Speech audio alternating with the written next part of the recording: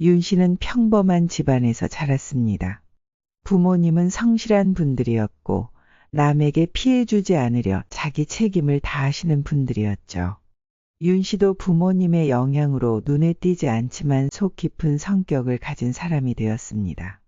윤 씨가 남편을 만난 건 회사에서였습니다. 입사 초 회식 자리에서 우연히 옆자리에 앉은 인연으로 자연스레 말이 트였고 그렇게 조금씩 가까워졌습니다. 성격이 잘 맞았고 서로에게 호감을 느낀 두 사람은 오랜 연애 끝에 결혼을 결심하게 되었죠. 남편의 청혼은 특별하진 않았지만 진심이 느껴졌고 윤 씨는 프로포즈를 받아들였습니다. 며칠 뒤 윤 씨는 부모님께 조심스럽게 결혼할 사람이 있다고 말했습니다. 부모님은 놀라셨지만 윤 씨의 선택을 믿는다며 결혼을 지지해 주었죠. 윤 씨와 남자친구는 양가에 인사를 드려야 했고 먼저 인사를 드리러 간 곳은 윤 씨의 집이었습니다. 남편은 단정한 옷차림에 약간의 긴장감을 아는 채 도착했고 윤 씨 부모님은 그의 첫인상에 만족한 듯 보였습니다. 말도 잘하고 예의도 바른 청년이네. 좋게 봐주셔서 감사합니다. 우리 딸과 오래 연애했다면서요. 다음엔 사위로 만나요. 네, 어머니. 정말 감사합니다. 윤 씨 부모님은 윤 씨의 결혼을 흔쾌히 허락해 주었습니다. 문제는 그 다음이었죠. 남편의 어머니께 인사를 드리러 간 날 윤 씨는 조용히 긴장을 안고 집에 들어섰습니다. 처음 뵙는 시어머니는 어딘지 모르게 표정이 굳어 있었죠. 윤 씨가 인사를 드리자마자 돌아온 말은 이랬습니다. 부모님은 무슨 일을 하셔? 대학교는 어디 나왔다고 했죠? 집안에 돈은 좀 있나 모르겠네. 우리 집안 사람이 되려면 서로 수준이 맞아야 할 텐데. 윤 씨는 당황했습니다. 마음의 준비를 하고 찾아뵙긴 했지만 이렇게 노골적인 질문이 쏟아질 줄은 몰랐습니다. 남편이 분위기를 전환하기 위해 대화를 돌리려 노력했지만 한번 싸늘해진 분위기를 쉽게 좋아지지 않았죠. 시어머니는 계속 날카로운 시선으로 윤 씨를 바라봤고 분위기는 점점 무거워졌습니다. 결국 윤 씨는 저녁 식사만 간단히 하고 자리에서 일어나야 했습니다. 집으로 돌아오는 길에 윤 씨는 조심스럽게 남자친구에게 물었습니다.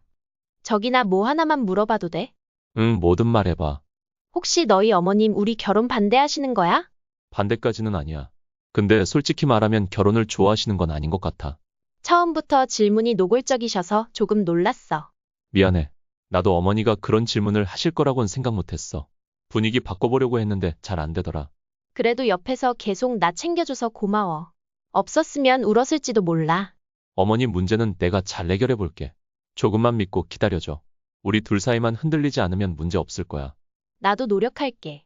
시간은 그렇게 흘러갔습니다. 연애 기간 내내 윤 씨는 남편의 가족에 대해 크게 걱정하지 않았습니다.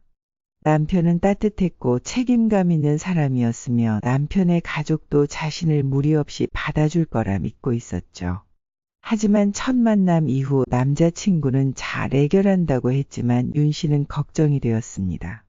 그래도 남자친구의 설득으로 결혼 준비를 하기 시작했죠. 결혼 준비가 한창인 어느 날 어머니가 직접 만나서 이야기하고 싶다고 하시네. 알겠어. 시간 조정해볼게. 그렇게 세 사람이 만나는 자리가 마련되었습니다. 윤 씨는 긴장된 마음으로 약속 장소에 나갔고 남자친구와 시어머니가 먼저 와 있었습니다. 결혼에 대해 이야기하던 중 남자친구가 전화를 받으러 잠시 자리를 비운 사이 시어머니는 윤 씨에게 황당한 이야기를 꺼냈습니다. 사실 너희 집이 좀 가난해서 마음에 걸렸어. 게다가 전문대밖에 졸업하지 못했다면서 우리 집안이랑 수준이 너무 안 맞아서 결혼해도 잘 적응할 수 있을지 의문이 드네. 윤 씨는 시어머니의 말을 듣고 어이가 없었습니다. 왜냐하면 남편 역시 전문대를 졸업했고 재산을 굳이 따지자면 윤 씨네가 남자친구네보다 조금 더 여유 있었기 때문이죠. 남편 쪽은 시어머니가 사는 지방의 아파트 한 채가 자산의 전부였지만 반면 윤 씨 부모님은 실거주 아파트 외에도 재개발 예정지의 작은 빌라 두 채를 가지고 있었고 윤 씨는 본인 명의의 18평짜리 아파트도 서울에 가지고 있었습니다. 비록 대출이 남아있긴 했지만 작아였죠. 남자친구가 돌아와서 분위기를 보고 자기 어머니가 대충 어떤 이야기를 했는지 눈치채고 어머니를 설득했습니다. 엄마 그런 기준이면 나도 별거 없잖아요. 나도 전문대 나왔고 집안 형편은 오히려 여자친구네가 나아요. 결국 시어머니는 남자친구를 원망하면서도 아들의 설득에 한 발 물러섰고 두 사람의 결혼은 계속 진행되었죠. 윤 씨는 이때 시어머니에 대한 태도를 조금 더 확실하게 했어야 했다고 나중에 후회를 하게 됩니다. 서로 사랑해서 하는 결혼이지만 그 과정이 순탄치 않았습니다. 특히 돈 문제가 나오기 시작하자 윤 씨는 극심한 스트레스를 받기 시작했죠. 역시 이번에도 시어머니가 큰 난관이었습니다. 예단 문제가 시작이었죠. 시어머니는 가까운 친척은 물론이고 먼 친척들까지 예단을 챙기라고 요구했습니다. 게다가 특정 고급 브랜드를 말하며 여기서 예단 이불을 준비하라고 했죠. 하지만 윤 씨와 남자친구는 예단과 예물을 생략하거나 간소하게 하고 집을 구하는 데 보태기로 이미 합의를 본 상태였습니다. 윤 씨는 시어머니께 이건 무리라고 이야기했죠. 어머니, 이건 너무 부담스럽습니다. 저희는 예물과 예단을 간소하게 준비하고 그 돈을 집을 구하는데 보태기로 했어요. 아니 기우는 결혼을 하는 것도 창피한데 이 정도 하지 않으면 내가 친척들 얼굴을 어떻게 보겠니? 남자친구도 한마디 거들었습니다. 지금 우리도 처가에 그렇게 못해드리는데 왜 이렇게 일방적으로 많은 요구를 하세요? 자꾸 이런 식이면 어머니 의견은 아예 안 듣고 저희 둘이서 알아서 결혼 진행할게요. 그 말에 시어머니는 충격을 받은 듯 했습니다. 내가 너를 어떻게 키웠는데 이럴 수가 있니? 여자를 잘못 만나면 집안을 망가뜨린다더니 집안에 사람이 잘 들어와야 하는 건데. 그렇게 갈등이 깊어졌지만 남자친구의 중재로 예단은 가까운 친척에게 적당한 선물을 하는 것으로 마무리되었습니다. 하지만 예물이 또 다른 문제로 떠올랐습니다. 윤 씨와 남편은 처음부터 예물을 주고 받지 않기로 합의했죠. 그런데 시어머니가 또다시 불만을 터뜨렸습니다. 내가 친구들이나 가족들 앞에서 선물 하나 못 받았다고 하면 얼마나 창피하겠니? 윤 씨는 이번에 그동안 많이 양보하신 시어머니를 생각해 양가 어머니께 선물을 하나씩 주고받기로 결정했죠. 어떤 선물을 고르느냐가 문제였고 윤 씨는 이미 시어머니의 성향을 어느 정도 파악한 상태였습니다. 고급스러운 물건을 좋아하고 체면을 중요하게 생각하는 스타일이란 걸 알았기 때문에 500만 원을 예산으로 생각했죠. 그런데 시어머니는 윤 씨에게 전화해 그 명품 가방 예전에 봤던 거 그걸로 해야겠다. 대충 1,500만 원쯤 할 거야. 그런데 이거 아들한테는 비밀로 하자. 가격을 너만 알고 있으렴. 어머니 1,500만 원은 너무 과해요. 내가 이렇게 많이 양보했는데 이 정도도 못하니. 이래서 가난한 집안이랑 결혼하면 안 된다니까. 윤 씨는 너무 놀랐습니다. 그리고 시어머니의 막말에 상처도 받았죠. 윤 씨는 고민 끝에 남자친구에게 솔직히 말하기로 했습니다. 남편은 말없이 듣더니 말했습니다. 그냥 우리가 원래 계획했던 대로 하자. 서로 부담 없이 선물 하나씩 주고받고 500만 원을 넘기지 말자. 엄마한테는 내가 잘 말할게. 이해해줘서 고마워. 어머니가 많이 속상해 하실 것 같긴 하지만 우리 형편상 1,500만 원은 너무 부담스러워.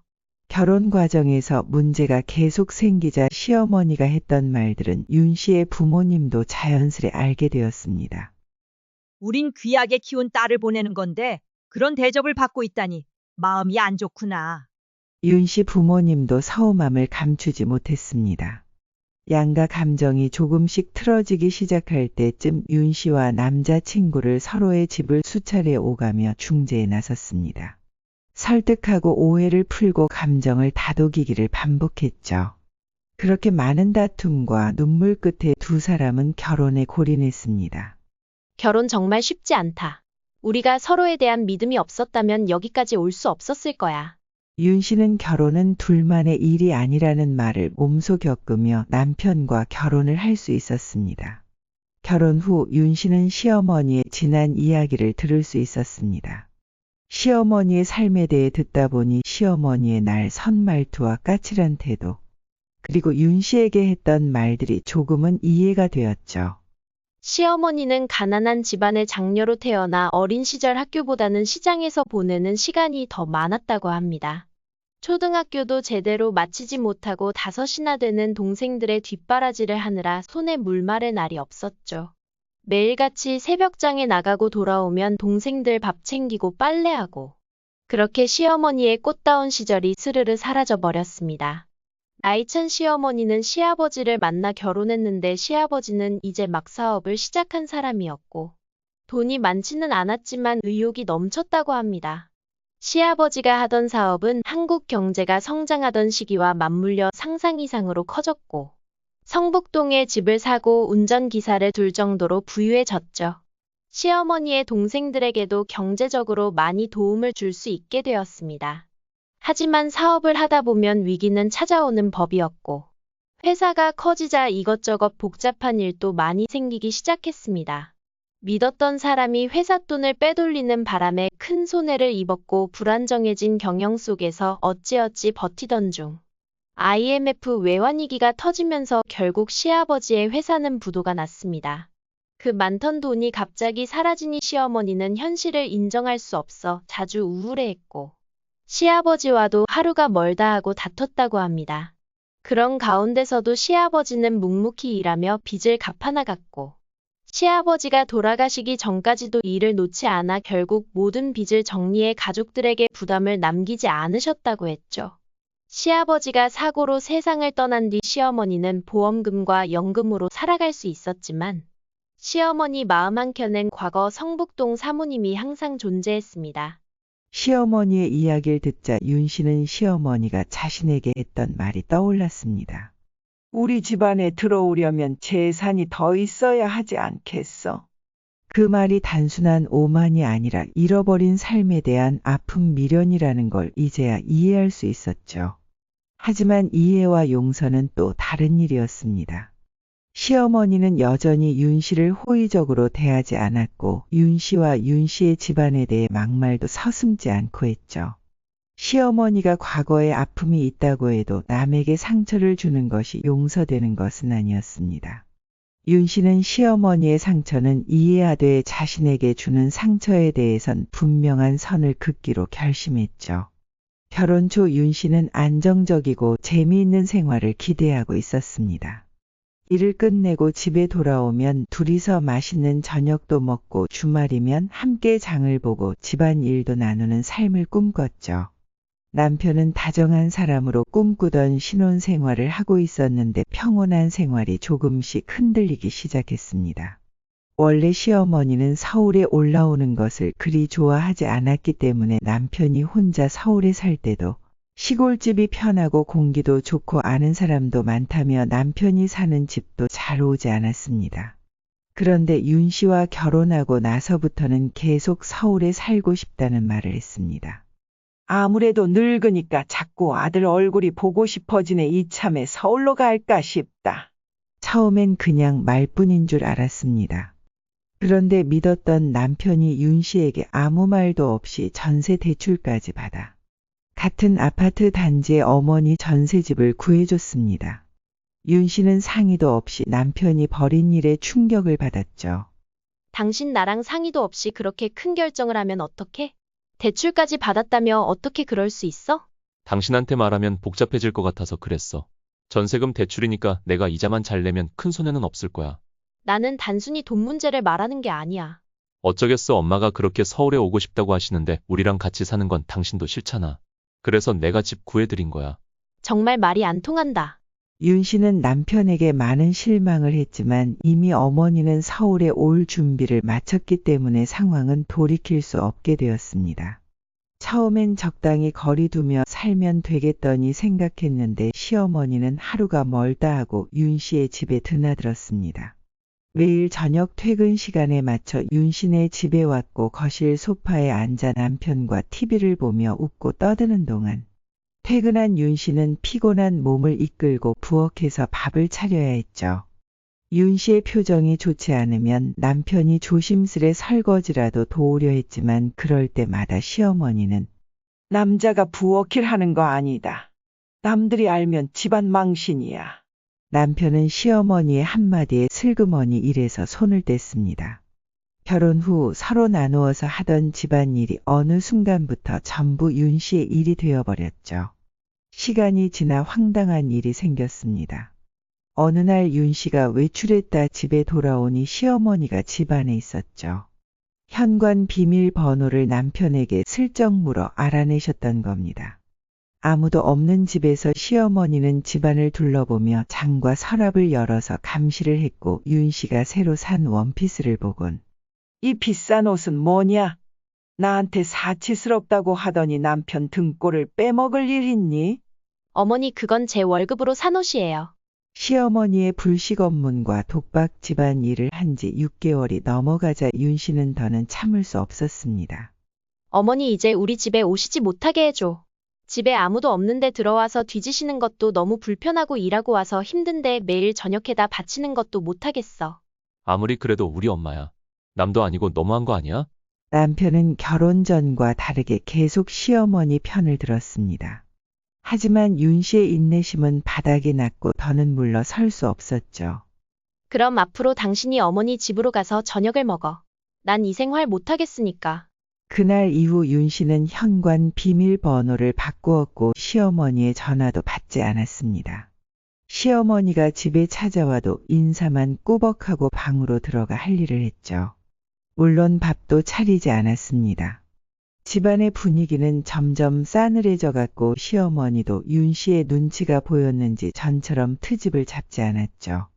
그러던 어느 날 남편이 술을 마시고 들어와 비틀거리며 문을 열더니 화를 냈습니다. 어떻게 우리 엄마한테 이럴 수 있어? 당신 정말 너무하잖아. 윤 씨도 지지 않았습니다. 내가 너무하다고 당신 내 입장에서 한 번이라도 생각해봤어? 그렇게 엄마가 소중하면 당신 어머니랑 같이 사세요. 그렇게 윤 씨는 남편의 짐을 싸서 내밀었습니다. 남편도 화가 났는지 아무 말 없이 짐을 들고 나갔죠.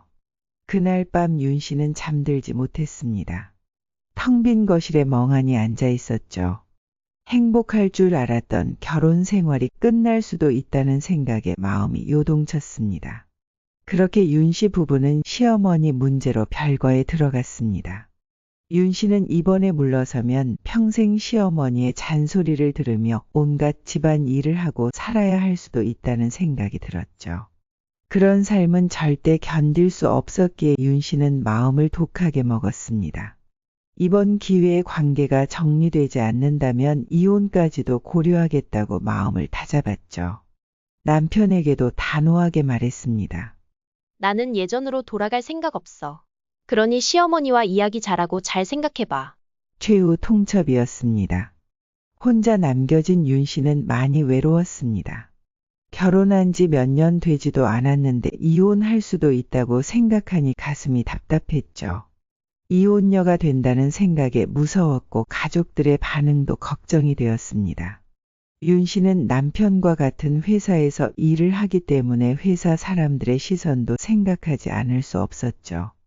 하지만 이혼이 무섭다고 해도 시어머니의 끝없는 잔소리와 모든 집안일을 혼자 감당하는 삶보다는 괜찮을 거라고 스스로 위로했습니다. 윤 씨는 마음이 힘들어도 우선 기다려보기로 했습니다. 이 상황이 끝나기 전까진 절대 물러서지 않겠다고 다짐했죠. 그리고 시간이 흘러 3개월쯤 지났을 무렵 남편이 윤 씨를 찾아왔습니다. 남편은 고개 숙이며 사과를 했습니다. 여보 미안해. 내가 잘못했어. 알고 보니 남편은 대학교 입학과 동시에 서울로 올라와 시어머니와 함께 살아본 적이 없었습니다. 성인이 된 이후로는 늘 어머니와 떨어져 살았던 거죠. 그런데 이번에 3개월을 함께 살아보니 시어머니의 잔소리가 상상을 초월하던 것입니다. 옷은 왜 그렇게 입냐? 일찍 들어와라. 방 정리가 안 됐다. 왜 그런 신발을 샀냐 등 하루도 조용한 날이 없었죠. 가장 충격적인 건 윤 씨에 대한 어머니의 폭언이었습니다. 내가 그때 네 아내같이 못 배운 여자를 만나지 말라고 했잖아. 내가 결혼을 반대한 이유가 바로 이런 것 때문이었어. 시어머니는 남편이 돈을 많이 벌지 못한다는 많이 했습니다. 너도 회사 때려치고 사업을 좀 해. 너 아버지 봐라. 사업해서 집안 일으켰잖니. 나도 죽기 전에 다시 사모님 소리를 들어야 하지 않겠니? 엄마 그런 말도 안 되는 소리 하지 마세요. 저는 이렇게 월급 받으면서 사는 게 좋아요. 아버지 사업한다고 인생을 갈아 넣으셨는데 결국 남은 건 빚뿐이었잖아요. 남편은 안정적인 직장 생활이 마음에 들었고 큰 욕심 없이 살아가는 삶에 만족하고 있었습니다. 그러나 시어머니는 매일 과거의 영광만 이야기하며 현실을 받아들이지 못했죠.